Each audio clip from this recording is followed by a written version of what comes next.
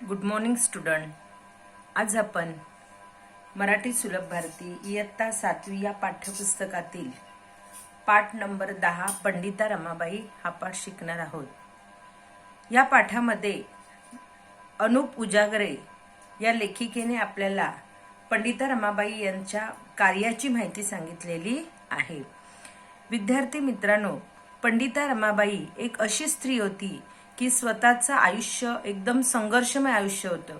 म्हणजे त्यांच्या आयुष्यामध्ये अनेक संकटांची, संघर्षांची दीर्घ साखळी अशी त्यांच्या आयुष्यामध्ये होती. आणि असे आयुष्य जगत असताना त्यांनी स्त्रियांच्या आयुष्यामध्ये नंदनवन फुलवण्याचा प्रयत्न केला. म्हणजे सगळ्या स्त्रियांना तिने स्वतःच्या पायावर उभं राहण्याचं शिकवलं. आणि असे त्यांचे आयुष्य जरी संघर्षमय असलं, त्यांच्या आयुष्यामध्ये संकटांची एक दीर्घ साखळी असली तरी त्या खचल्या नाहीत. स्त्रीचा एक व्यक्ती म्हणून विचार आणि विकास करू पाहणाऱ्या पंडिता रमाबाई या सहस्त्रकातील एकमेव कर्मयोगिनी व सत्शील साध्वी होत्या. कारण पूर्वीच्या काळी स्त्रिया घराच्या बाहेर पडत नसत. चूल मूल एवढंच त्यांचं कार्यक्षेत्र होतं.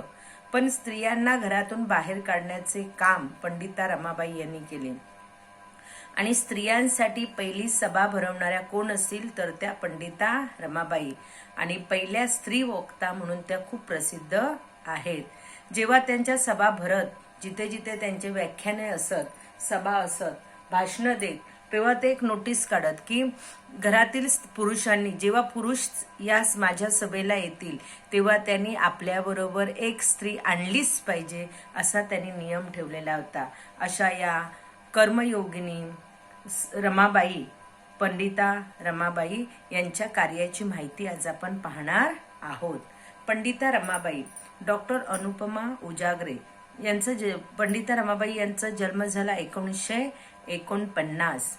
प्रसिद्ध लेखिका, सांगी पाश्चात्य काव्यसंग्रह, चांदनचुरा ललित लेख संग्रह. पंडिता रमाबाई, लक्ष्मीबाई टिळक, विष्णू सत्य शास्त्री चिपळूणकर चरित्रात्मक लेखन, तसेच महाराष्ट्राचा खाद्यसंस्कृती कोश प्रसिद्ध. ही झाली लेखिका डॉक्टर अनुपमा उजागरे यांच्याबद्दल थोडक्यात माहिती. यांचा जन्म झाला केव्हा? 1949. त्या खूप लेखिका होत्या. त्यांनी वेगवेगळे काव्यसंग्रह लिहिले आहेत. उदाहरणार्थ सांगी आणि पाश्चात्य त्यांचे काव्यसंग्रह प्रसिद्ध आहेत. त्याच्यानंतर काही ललित लेख संग्रह लिहिलेला आहे, चांदनचुरा, आणि काही चरित्रात्मक लेखन सुद्धा यांनी केलेले आहे. पंडिता रमाबाई यांच्याबद्दल, लक्ष्मीबाई टिळक यांच्याबद्दल, विष्णू शास्त्री चिपळूणकर यांच्याबद्दल त्यांनी चरित्रात्मक लेखन केलं आहे. आता या पाठामध्ये आपण लेखिकेने आपल्याला काय सांगितले आहे तर स्वतःचे संघर्षमय आयुष्य जगत असताना इतर स्त्रियांच्या आयुष्यात नंदनवन फुलवणाऱ्या पंडिता रमाबाईंचे प्रेरणादायी वर्णन लेखिकेने प्रस्तुत पाठातून केले आहे. म्हणजे स्त्रियांसाठी त्यांनी किती कार्य केलं, स्त्रियांसाठी आपले जीवन कसे समर्पित केले याची माहिती या पाठामध्ये लेखिकेने आपल्याला सांगितली आहे. चला तर आता आपण पाठ पाहूया. कोलकाता शहरात देशभक्त आनंद मोहन यांनी स्त्रियांसाठी जी खास सभा बोलावली होती ती भारतातील स्त्रियांची पहिली सभा होती. पंडिता रमाबाईंना त्यावेळी बंगाली भाषा येत नव्हती, म्हणून त्यांनी मायबोलीसारखा सराव असलेल्या संस्कृत भाषेतून भाषण केले. बंगालीतून त्यांचा अनुवाद त्यावेळी करण्यात आला. स्त्रियांची पहिली सभा पहिली स्त्री वक्ता सादर करण्यात आलेला पहिलाच मौखिक अनुवाद ही त्या सभेची वैशिष्ट्य ठरली. स्त्रीला शिक्षणापासून वंचित ठेवले जात असतानाच एक परप्रांतातील परभाषक स्त्री महाभारतकालीन संदर्भ देऊन स्त्रियांच्या सभेत प्रबोधन करते ही घटनाच फार आगळीवेगळी होती. आता आपण मिनिंग पाहूया. कोलकाता शहरामध्ये देशभक्त आनंद मोहन यांनी स्त्रियांसाठी जी खास सभा बोलवली होती ती भारतातील स्त्रियांची पहिली सभा होती. भारतातील स्त्रियांची फर्स्ट मीटिंग कोणती होती की कोलकाता शहरामध्ये एक देशभक्त होते, की देशभक्त म्हणजे ज्याचा देशावर प्रेम आहे तो देशभक्त आनंद मोहन यांनी स्त्रियांसाठी एक सभा बोलवली होती. आणि या सभेच्या आणि पंडिता रमाबाईंना त्यावेळी बंगाली भाषा येत नव्हती आणि या सभेमध्ये पंडिता रमाबाई काय देणार होत्या? भाषण देणार होत्या. आणि बंगाली भाषा त्यांना येत नव्हती, कारण कलकत्ता यांची भाषा बंगाली असते आणि तिथल्या बायका ज्या स्त्रिया होत्या त्यांना सुद्धा बंगालीच यायचं. पण पंडिता रमाबाई ज्या भाषण देणाऱ्या होत्या त्यांना बंगाली भाषा येत नव्हती. म्हणून त्यांनी मायबोलीसारख्या सराव असलेल्या संस्कृत भाषेतून भाषण केले. मायबोली म्हणजे मदर टंग, त्यांची भाषा जी होती ती संस्कृत होती आणि या संस्कृत भाषेतून त्यांनी काय केले, भाषण केले. बंगालीतून त्याचा अनुवाद त्यावेळी करण्यात आला आणि या संस्कृत भाषणाचा त्यांनी संस्कृत भाषेमध्ये जे भाषण केलं होतं, स्पीच दिलं होतं, त्याचं ट्रान्सलेशन कशामधून करण्यात आले, बंगालीतून करण्यात आले. आणि स्त्रियांची पहिली स्त्री वक्ता सादर करण्यात आलेला पहिलाच मौखिक अनुवाद ही त्या सभेची वैशिष्ट्ये ठरली. त्या सभेची जी खासियत होती ती काय होती, म्हणजे ही जी सभा होती ती फर्स्ट मीटिंग होती स्त्रियांची, लेडीजची. पहिली स्त्री वक्ता म्हणून त्या प्रसिद्ध आहेत पंडिता रमाबाई. वक्ता, जो भाषण देतो तो वक्ता आणि जो भाषण ऐकतो तो श्रोता. आणि पहिलाच मौखिक अनुवाद होता. मौखिक अनुवाद म्हणजे तोंडाने बोललेले ट्रान्सलेशन, म्हणजे त्या ज्या संस्कृत भाषेतून बोलत होत्या त्याचं बंगालीमध्ये ट्रान्सलेशन केलं जात होतं. ही या सभेची काय होती, वैशिष्ट्ये होती. आणि या सभेमध्ये काय होतं की स्त्रीला शिक्षणापासून वंचित ठेवले जात असताना, वंचित म्हणजे दूर, कारण पूर्वीच्या काळी स्त्रियांना शिक्षण दिले जायचे नाही. मग स्त्रीला शिक्षणापासून वंचित ठेवले जात असताना एक परप्रांतातील परभाषक स्त्री महाभारतकालीन संदर्भ देऊन स्त्रियांच्या सभेत प्रबोधन करते. महाभारतकालीन संदर्भ म्हणजे महाभारतातील काही रेफरन्स, संदर्भ देऊन तिने एक प्रबोधन केले. प्रबोधन करणे म्हणजे माहिती दिली त्यांना. आणि हीच घटना फार कशी होती, आगळी वेगळी होती. आता याच्यावरती प्रश्न विचारले जाईल. कोलकाता शहरात स्त्रियांसाठी पहिली सभा बोलवणारे कोण? कोलकाता शहरात स्त्रियांसाठी डॉक्टर देशभक्त आनंद मोहन. कोलकाता शहरात स्त्रियांसाठी पहिली सभा भरवणारे कोण? देशभक्त आनंद मोहन. पंडिता रमाबाई यांनी कोणत्या भाषेतून भाषण केले? बंगाली. पंडिता रमाबाई यांच्या भाषणाचा पंडिता रमाबाई यांनी कोणत्या भाषेत भाषण केले? संस्कृत. आणि पंडिता रमाबाई संस्कृत भाषेचा कोणत्या भाषेत अनुवाद करण्यात आला? बंगाली. कोणत्या भाषेत? बंगाली. त्यांनी कोणत्या भाषेत भाषण केले? संस्कृत. आणि त्या भाषणाचा कोणत्या भाषेत अनुवाद करण्यात आला? बंगाली भाषेत अनुवाद करण्यात आला. सभेची वैशिष्ट्ये सांगा. स्त्रियांची जी पहिली सभा भरवण्यात आली होती त्या सभेची वैशिष्ट्ये. पहिलं वैशिष्ट्य आहे स्त्रियांची पहिली सभा. दुसरं वैशिष्ट्य आहे पहिली स्त्री वक्ता. आणि तिसरं वैशिष्ट्य आहे सादर करण्यात आलेला पहिलाच मौखिक अनुवाद. ही या सभेची वैशिष्ट्ये आहे. ओके. या सभेमध्ये कशाचे संदर्भ देण्यात आले? कोणते संदर्भ किंवा कशाचे संदर्भ देण्यात आले? महाभारतकालीन संदर्भ. कोणते संदर्भ देण्यात आले? महाभारतकालीन संदर्भ.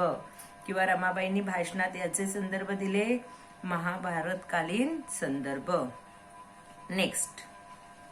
अशा पद्धतीने पंडिता रमाबाई या पहिल्या स्त्री वक्ता म्हणून प्रसिद्ध झाल्या. आई, वडील, बंधू यांच्या निधनानंतर एकटे जगणे किती कठीण आहे हे अनुभवल्यावर रमाबाईंनी विवाह करण्याचे ठरवले. अतिशय विद्वान वकील म्हणून ख्याती असलेल्या बिपिन बिहारी मेधावी यांच्याशी त्या रीतसर विवाहबद्ध झाल्या. त्यावेळी त्यांचे वय 22 वर्षाचे होते, म्हणजेच त्यावेळीच्या रूढीच्या दृष्टीने फारच वाढलेले होते. आई, वडील, बंधू बघा त्यांचं संघर्षमय आयुष्य कसं होतं ते. त्यांची आई पण त्यांना सोडून गेली, म्हणजे वारली, मरण पावली. आई मेल्यानंतर त्यांचे वडील मरण पावले. वडील मरण पावल्यानंतर त्यांचे जे बंधू होते, बंधू मीन्स भाऊ, ते सुद्धा मरण पावले. आणि या सगळ्यांच्या मृत्यूनंतर फक्त रमाबाई तेवढ्या राहिल्या. मग एकटे जगणे किती कठीण आहे हे याचा त्यांनी अनुभव घेतला की आई पण नव्हती, वडील पण नव्हते, भाऊ पण नव्हता, त्या एकट्याच जगणं किती कठीण आहे त्याचा अनुभव घेतल्यानंतर त्यांनी ठरवलं की आता एकटं राहून चालणार नाही. कारण समाजामध्ये एकट्या त्यावेळच्या काळामध्ये जर एखादी स्त्री एकटी असेल तिला खूप त्रास दिला जायचा. मग त्यांनी ठरवलं की आता आपण काय करायचं, विवाह करायचा. विवाह मीन्स लग्न. आणि त्यांनी कोणाशी विवाह केला, अतिशय विद्वान वकील म्हणून ख्याती असलेल्या बिपिन बिहारी मेधावी यांच्याशी त्या विवाहबद्ध झाल्या. जेव्हा त्यांचं लग्न झालं तेव्हा त्यांचे वय किती होते, 22 वर्षाचे होते. आणि त्यावेळी 22 वर्ष म्हणजे खूपच वाढलेले होते. पूर्वीच्या काही लवकर लग्न करायची पण, आणि त्यावेळी यांचं वय 22 असल्यामुळे ते खूपच जास्त झालेले होते. आता प्रश्न विचारला जाईल की रमाबाईंनी यांच्याशी लग्न केले, बिपिन बिहारी मेधावी यांच्याशी त्यांनी काय केले, लग्न केले. विवाहानंतर 2 वर्षाच्या आतच बिपिन बापूंचे निधन झाले. बघा किती खडतर आयुष्य, दुःखमय आयुष्य त्यांच्या वाट्याला आले होते. आई वडील बंधू तर सोडून गेलेच, म्हणून त्यांनी स्वतःचा एकटेपणा घालवण्यासाठी लग्न केलं, पण ते सुद्धा देवाला पाहवलं नाही. विवाहानंतर 2 वर्षाच्या आतच त्यांचे काय झाले, त्यांच्या मिस्टरांचे निधन झाले. निधन होणे म्हणजे मरण पावणे बिपिन बाबूंचे.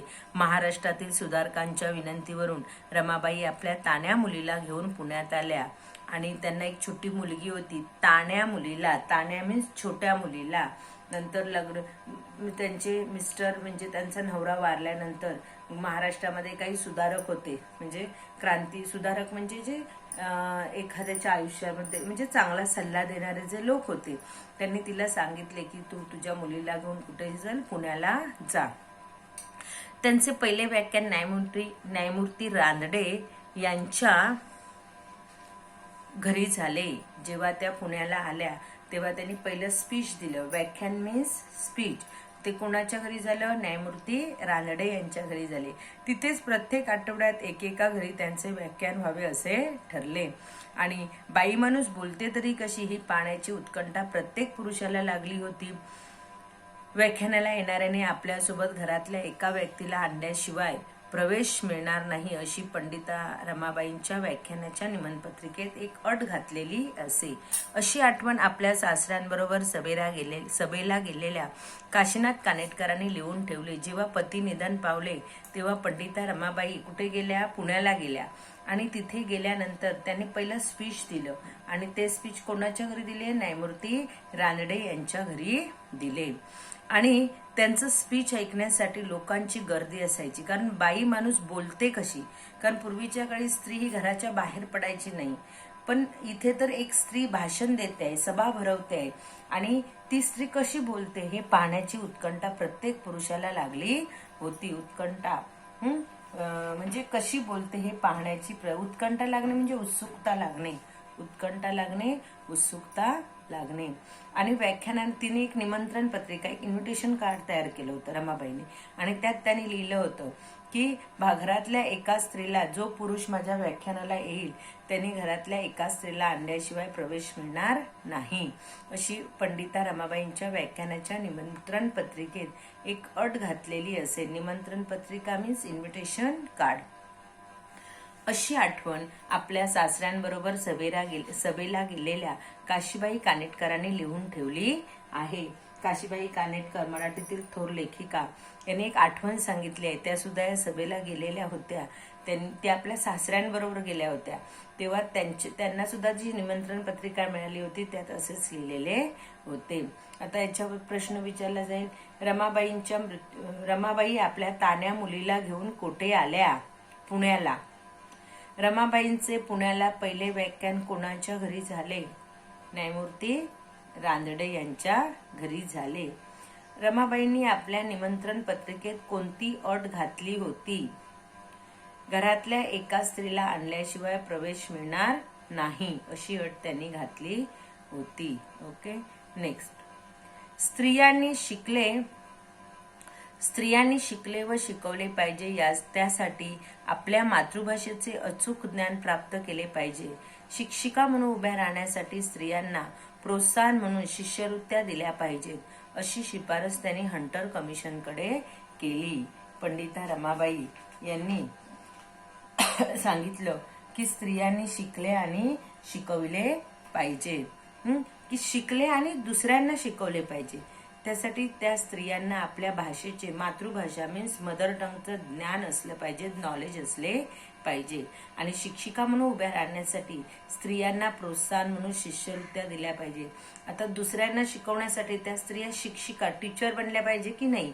मग शिक्षिका म्हणून उभ्या राहण्यासाठी स्त्रियांना प्रोत्साहन देण्यासाठी यांनी काय केले की शिष्यवृत्त्या दिल्या पाहिजेत अशी शिफारस त्यांनी हंटर कमिशनकडे दिली.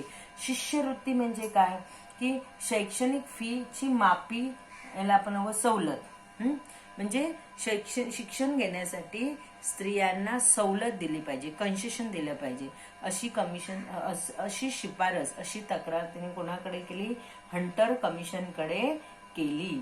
आता हंटर कमिशन म्हणजे काय, इंग्रजांच्या काळात भारतीय शिक्षण व्यवस्थेसंबंधी धोरण आखणारी W. हंटर यांच्या अध्यक्षतेखाली नेमण्यात आलेली एक कमिटी होती. म्हणजे भारतात इंग्रजांच्या काळामध्ये जी शिक्षण व्यवस्था होती, एज्युकेशनच्या बद्दल जे नियम होते ते नियम आखणारी, नियमचे पालन, धोरण वगैरे आखणारी जी एक संस्था होती, तिला आपण काय बोलतो, हंटर कमिशन असे म्हणतात. समजलं हंटर कमिशन म्हणजे काय.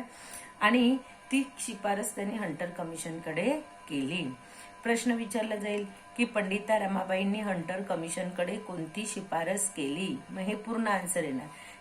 स्त्रियांनी शिकले व शिकवले पाहिजे, त्यासाठी आपल्या मातृभाषेचे, मातृभाषा मीन्स मदर टंग, अचूक ज्ञान प्राप्त केले पाहिजे. शिक्षिका म्हणून उभ्या राहण्यासाठी स्त्रियांना प्रोत्साहन म्हणून शिष्यवृत्त्या दिल्या पाहिजे.